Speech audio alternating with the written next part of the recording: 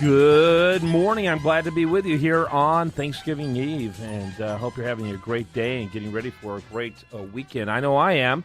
An extended weekend. I love those type of things. But I'm also glad to be able to spend some time with you. And let me tell you, for those who are regular listeners of this show that are information geeks, you're going to love today's program because I've got some really high-quality information sources on today's program. We're going to talk about the law. We're going to talk about the biggest DUI day in the country, which might surprise you. Talk about some things that's happening in the business legal front as well as in the consumer front in this holiday season. So we got a lot to cover on today's program, and that kind of approach we take usually has something for everyone. Do want to say today's program brought to you in part by Smizer, Kaplan, and Veselka, Corso Law Group, and Houston Jewelry, and delighted to each of them for being a part of this program. David Goldin, he's going to be he's with us here in this first segment. He's with a company called Capify, and welcome to the program. How are you, sir?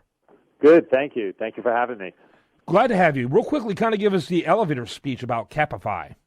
Sure. So we started Capify 13 years ago, headquartered in New York City. We serve businesses nationwide. We provide them access to capital using tech, and we're a technology-enabled lender where, unlike traditional sources such as a bank, we're able to give them a decision within 60 seconds and typically access the funds in a matter of days. And we go anywhere from $5,000 up to $2 million, and we go up and down the credit scale. So, really our goal here is to empower the small business owner by providing them with working capital, which typically sometimes can be challenging for them. Yeah, well, that's fantastic, and you've done that elevator speech before, apparently.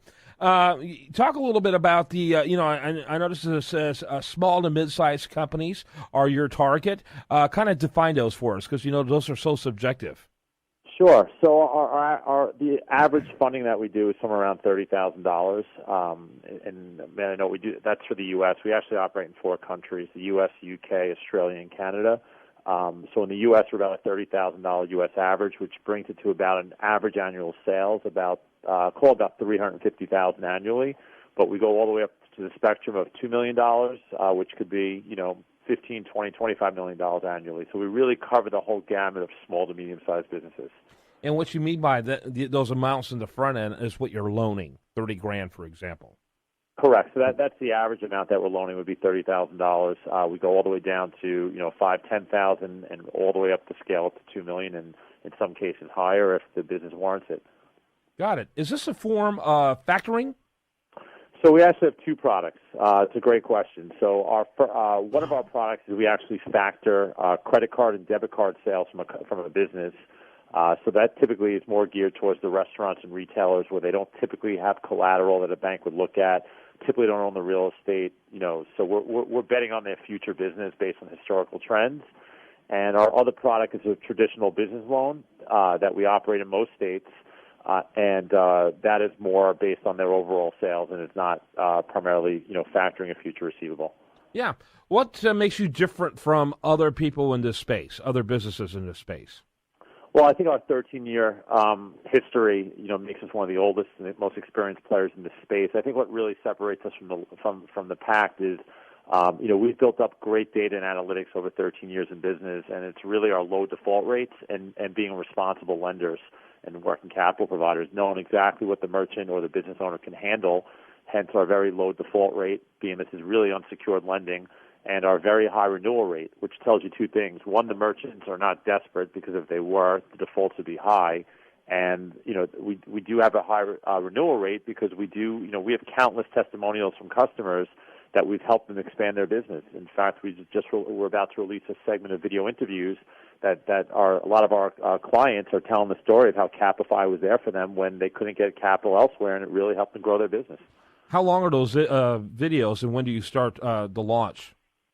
We expect those to be up in the next 30 to 45 days, and they're anywhere from 2 to 3 minute segments. We actually have one up now on our Canadian website. It has to be a Canadian merchant at capify.ca that tells the story of Angelo, one of our customers, about his fish store. That's a really telling story of how Capify has helped businesses around the globe, but it's no different in whether it's in the Texas area or the New York or California area. The story tells true that Capify is there for business owners when they need capital to help grow their business. Yeah, that's fantastic. How many are in the series? I believe we're going to be launching with about 3 to 4 videos to start, and we'll be expanding that, adding some videos from our UK customers as well as our Australian customers. The Canadian one is up. We're adding our US customers. In fact, we just filmed them last week, so they're in post-production right now, and we hope to have those up on our websites at Capify.com. Viewers can see, listeners can see that as well, and it's an ongoing thing that we're trying to expand upon to show, how valuable our service is to the business owner. Talk a little bit about the industries that you are verticals rather that you work in. So we really cover the whole gamut. I mean, like I said before, our product that factors future credit card sales tend to be in industries where credit and debit card sales are more prevalent, such as restaurant and retailers. But then we also handle our traditional business loans that really run the gamut from doctors and lawyers, professional services, to manufacturers, wholesalers, distributors, contractors. There's really no limitation to, the business types, that we do. And I mean, obviously based on economic conditions, there may be some industries that we go in and out of from time to time. But, over the course of time, there are very few industries that we don't cover. What we look for is recurring cash flow in a business. As long as that business can demonstrate recurring cash flow, it's something that could potentially fit our underwriting model. Well, that's fantastic. I congratulate you. How has 2015 been for your business? I'm assuming because you're, the continued funkiness, if you will, that has continued since Dodd-Frank. Companies like yours are more important now than ever. Yeah, I mean, look, definitely 2015 is turning out to be a record year for us. In part that we've tremendously expanded the company. We're now up to 220 employees globally. But what we're still seeing out there, which is exciting to see, it's really about business owner confidence. A lot of times when people say the banks aren't lending, that's only part of the sentence. The other half is, well, the businesses don't want to borrow. What we're seeing now is, and we saw this trend again with 13 years history, when times aren't great, it's not that we're slow or busy because the banks are lending or not. It's because business owners don't have the confidence in the economy to open up new locations, expand, hire more, advertise more, market more. But what we're seeing in 2015, and not just the fourth quarter, is that we are seeing a lot more borrower demand, even though there's a lot more options out there with alternative funders like ourselves. And then, of course, the time of year right now is very busy for us because business owners, especially the retailers and restaurants, they want to make sure they have adequate capital, for whether it's inventory, renovation, advertising for the holiday season. Very good. Well, I think it's great. I appreciate you telling us your story, and I certainly look forward to learning more about it. Any final thoughts as we wrap up the segment? No, I mean, the one thing that we would invite listeners to that are business owners, essentially, we have an online application that basically can let them know in 60 seconds whether or not we can help them or not, compared to the weeks or months that a traditional finance source may require to tell them a yes or no to.